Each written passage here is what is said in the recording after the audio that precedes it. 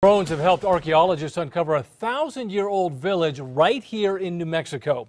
Using thermal imagery, researchers can now see what lies beneath a landscape that's covered in dirt and vegetation, giving us a unique insight into who lived there and what it was like 1,000 years ago. News 13's Gabrielle Burkhardt has the story. With a small remote-controlled drone equipped with thermal technology, archaeologists were able to see underneath the dry New Mexican desert the remains of a 1,000-year-old village in northwestern New Mexico. And really, of just a few days' work allowed us to do something which would have taken a decade of work if we were to actually be trying to excavate this entire area, for example. Dr. John Kantner with the University of Florida says he's studied the landscape south of Chaco Canyon for decades and knew there were homes from Pueblo ancestors in an area now called Blue Jay.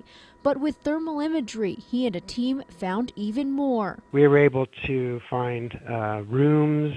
We think we may have been able to find, as I mentioned before, at least one kiva that was below the surface. Kantner says one of the most interesting discoveries is a possible kiva, a ceremonial structure where people would meet for worship and decision-making. That really shapes your interpretation of what their lives were like.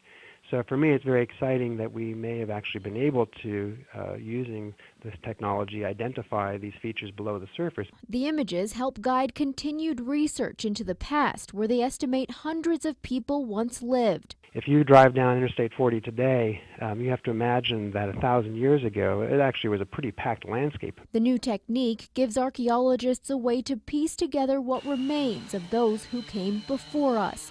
Gabrielle Burkhardt, KRQE News 13. Archaeologists will now work to verify what the drone images captured beneath the surface.